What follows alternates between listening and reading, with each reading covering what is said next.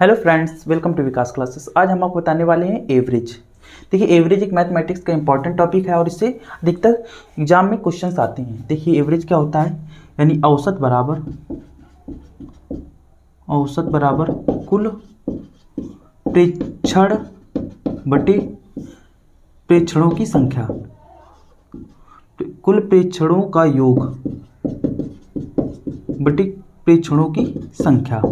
अब इसका मतलब क्या है, देखिए एवरेज बराबर होता है, यानी एवरेज बराबर sum of observation upon number of observation अब देखिए, जैसे कह दिया जाए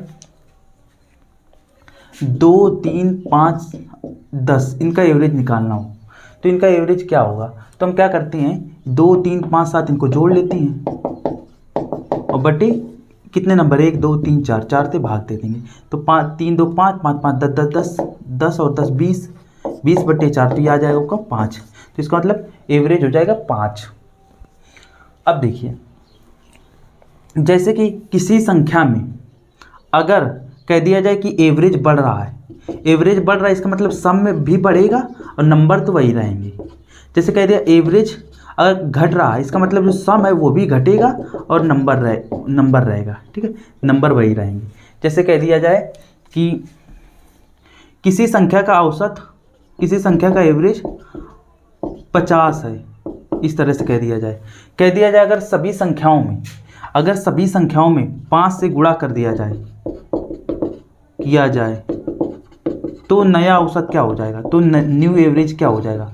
तो उस केस में क्या है, अगर जो ये औसत 50 है, अगर सम में 5 से गुणा किया जाए, सभी नंबर में 5 से गुणा किया जाए, इसका मतलब सम में भी 5 से गुणा होगा, उनका जो योग होगा उनमें सभी में 5 5 का गुणा होगा, इसका मतलब औसत में भी 5 का गुणा हो जाएगा, तो आपका आ जाएगा 250। और कह दिया जाए 5 का अगर भाग देंगे तो औसत में भी 5 का भाग दे देंगे, ठीक है। इसके बाद कह दिया सभी में 5 घटाया जाए तो 50 में 5 घटा देंगे, यानी जो औसत दिया गया है उसमें 5 घटा देंगे। अगर कह दिया जाए औसत में यदि सभी संख्याओं में 5 की वृद्धि की जाए तो नया औसत क्या होगा, तो इसमें 5 जोड़ देंगे।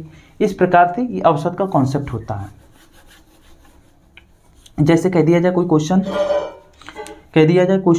6 अभाज्य संख्याओं का औसत ज्ञात करो, यानी find average of 6 prime number. सभी 6 प्राइम नंबर कौन से होंगे, 2 से स्टार्ट करेंगे। 2 एक समअभाज्य संख्या होती है, इसके बाद एक प्राकृतिक संख्या है, तो हमेशा 6 अभाज्य संख्या की स्टार्ट कहाँ से करेंगे, 2 से। अगर जो कहा जाए प्रथम, यानी 2, 3, 5, 7 और 11 हो जाएगा। यानी प्राइम नंबर वे नंबर होते हैं जिसका सिर्फ एक के अलावा कोई दूसरा गुणनफल नहीं होता है, मतलब एक उसका एचसीएफ 1 होता है, यानी एक उसका कह सकते हैं फैक्टर होता है। तो 2, 3, 5, 7, 11 और 1, 2, 3, 4, 5, 6, 11, 13। अब देखिए इसमें क्या होगा, इसका अगर एवरेज निकालना हो, औसत, तो क्या करेंगे, 2, 3, 5, 5, 5, 10, 10, 17, 17 और 11, 28 और 13 कितना हो जाएगा, 41 बटे कितने नंबर हैं, 1, 2, 3, 4, 5, 6 नंबर हैं।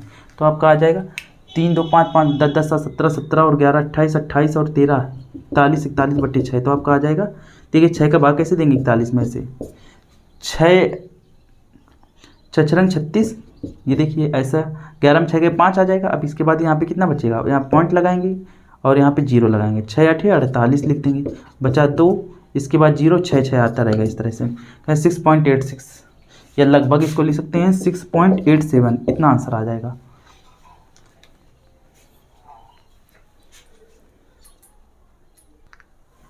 जैसे ये क्वेश्चन दिया है, यदि p संख्याओं का औसत q² और q संख्या का औसत p² है तो p + q संख्याओं का औसत क्या होगा। If the p numbers is average is q² and q number is average p², find an average of p + q numbers. तो यहाँ पे देखिए ऐसे करेंगे, p संख्याओं का औसत अगर जो ये दिया है, हमने आपको बताया था फार्मूला कि औसत बराबर क्या हो जाएगा, कुल योग बटे संख्या। तो अगर आपको कुल योग निकालना हो कुल योग निकालना हो तो हम क्या करेंगे, औसत में जो नंबर दिया गया उनका गुणा कर देंगे, औसत में संख्या का गुणा कर देंगे, ये आपको बताया था। तो याद देखिए पी संख्या है, नंबर कितने हैं पी, तो इसका योग क्या हो जाएगा, पहले का सम कितना हो जाएगा, फर्स्ट का सम कितना हो जाएगा, पी संख्या का औसत क्यू स्क्वायर, तो इनका सम क्या हो जाएगा पी क्यू स्क्वायर।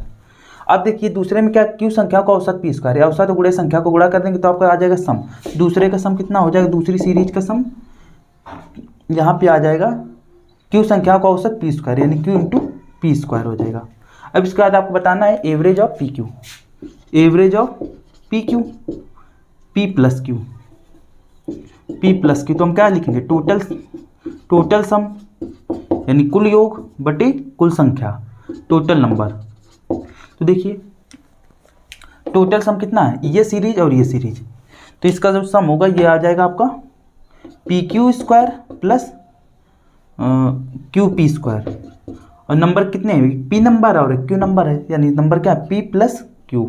तो यहाँ पे आपका पी क्यू कॉमन ले लेंगे, पी क्यू कॉमन ले लेंगे, अंदर क्या हो जाएगा क्यू प्लस पी बटे पी प्लस क्यू। देखिए आपका क्या होगा, इससे ये खत्म हो जाएगा, आंसर आ जाएगा पी क्यू, ये आंसर आ जाएगा आपका।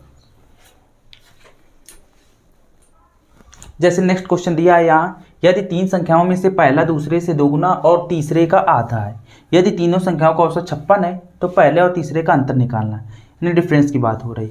हमने मान ली तीन संख्या ए बी सी है, कह रहा है यदि पहला जो नंबर है दूसरे से दोगुना है, दूसरे से दोगुना है पहला वाला नंबर, पहले वाला जो नंबर है वो दूसरे से दोगुना है, यानी ये अगर 2x मान ली तो x, ये देखिए दूसरा नंबर यानी पहला जो नंबर है वो दूसरे से दोगुना है, और तीसरे का आधा है, तीसरे का आधा कौन सा नंबर है, पहला नंबर, पहला नंबर अगर तीसरे का आधा होगा, अगर ये 2x है तो ये कितना हो जाएगा 4x, क्योंकि 4x का आधा ही तो पहला नंबर होगा, क्योंकि पहले नंबर की बात कह रहे पहला नंबर जो है दूसरे से तो दोगुना है, दूसरे से दोगुना है लेकिन तीसरे से आधा है, 4x का आधा 2x हो जाएगा। अब इस केस में यदि तीनों संख्याओं का औसत अगर a प्लस बी प्लस सी का जोड़ दिया जाए, यानी तीन संख्या है तो उनका औसत कितना है 56, तो यहाँ पे हम कह लेंगे 2x plus x plus 4x upon 3 बराबर 56 हो जाएगा। यहाँ देखिए 4 2 6 7x बराबर बटे 3 बराबर 56, यहाँ ये आ जाएगा 56। तो यहाँ पे हम क्या करेंगे 7 8 56, तो x बराबर कितना हुआ 8 3 का 24, x बराबर 24 आ गया। अब हमें कह रहा है पहले और तीसरे का अंतर निकालना, पहले तीसरे का अंतर कितना आ जाएगा डिफरेंस, यानी 4x minus 2x, 4x minus 2x कितना आ जाएगा 2x, तो इनका अंतर यानी 2 इंटू एक्स की वैल्यू कितनी है 24, 24 दूना 48, आंसर आपका आ जाएगा।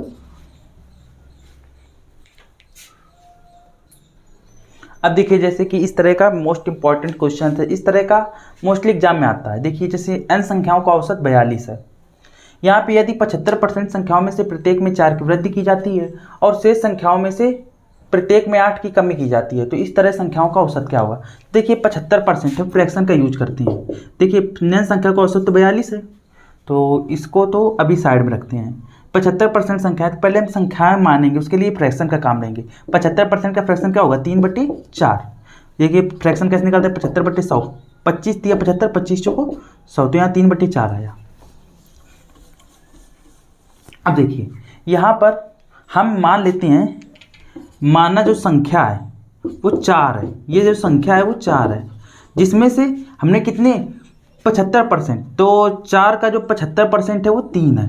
3 जो संख्या है उसमें हमने क्या किया, या 3 जो संख्या है उसमें हमने क्या किया 4 की कमी कर दी, 4 की वृद्धि की है, सॉरी यहाँ 4 की वृद्धि की है, 4 की वृद्धि की है। इसके बाद बची कितनी संख्या है 4 में से 3 हटा दी, बची एक संख्या। अब इस एक संख्या में जो शेष संख्या है उसमें से 8 की कमी की जाए, तो हम करेंगे -8। ये देखिए हम गुणा करेंगे, क्योंकि एक संख्या में 4 तो 3 संख्या में कितने की वृद्धि होगी, एक संख्या में 4 की वृद्धि तो 3 संख्या में 12 की वृद्धि, एक संख्या में 8 की कमी तो एक संख्या में 8 की कमी हो रही थी, यहाँ -8। तो हम एक काम करते हैं, सम में फ़र्क देख लेते हैं। ये 4 है, ये क्या आया है सम में फ़र्क, सम में फ़र्क है, यानी चेंज इन सम। अब इसके बाद हम पहले तो सम में फ़र्क है, अब हम लिखते हैं एवरेज में फ़र्क। एवरेज में फ़र्क अभी हमने फार्मूला लिखा था, क्या बताया था, सम में फ़र्क बटे नंबर। सम में फ़र्क कितना है 4 का, 4 का नंबर भी कितना था 4, इसका मतलब 1 आया प्लस का, 1 आया प्लस का, इसका मतलब 1 की वृद्धि हो गई। 42 संख्या थी और ये फर्क कितना आया, एक का वृद्धि, एक का औसत में फर्क आया, यानी एक की वृद्धि, तो एक जोड़ देंगे तो आ जाएगा आंसर 43। तो यहाँ पे अगर माइनस आता तो माइनस लगा देती। अब देखिए उसी टाइप का हमने नेक्स्ट क्वेश्चन लिया है। यहाँ पे कह रहा है n संख्याओं का औसत 58 है, यदि 65% संख्याओं में से 9 प्रत्येक में 9 की वृद्धि की जाए और शेष संख्याओं में से 11 की कमी की जाए तो इस तरह संख्याओं का औसत क्या होगा। तो देखिए संख्याओं का औसत तो 58 है, 65% का फ्रैक्शन वैल्यू क्या होगा 65/100, यानी 5 से काटेंगे 13 × 5 = 65, 5 से काटो 20 बार। तो हमने माना संख्याएं कितनी हैं, संख्याओं को मान लो 20 मान लिया, संख्याएं हैं 20, संख्याएं 20 हैं, ये हमने मान लिया, लेट किया, ठीक है। जिसमें से हमने 13 जो है 13 में से क्या किया है हमने 9 की वृद्धि कर दी, यानी 9 की वृद्धि कर दी। इसके बाद बची कितनी, 20 में 13 घटाएंगे तो बची 7 संख्याएं जो बची शेष संख्याओं में से 11 की कमी कर दी जाए तो -11 इसमें माइनस कर देंगे। 13 9 में 117, इसके बाद 11 7 77, जब इसमें घटाएंगे तो कितना आ जाएगा 30, 11 में 7 गए, 7 4 11 होता है, सॉरी यहाँ 40 आएगा। अब इसके बाद यहाँ पर ये तो आया सम में फ़र्क, सम में फ़र्क पॉजिटिव आ रहा है तो एवरेज में फ़र्क भी पॉजिटिव आएगा।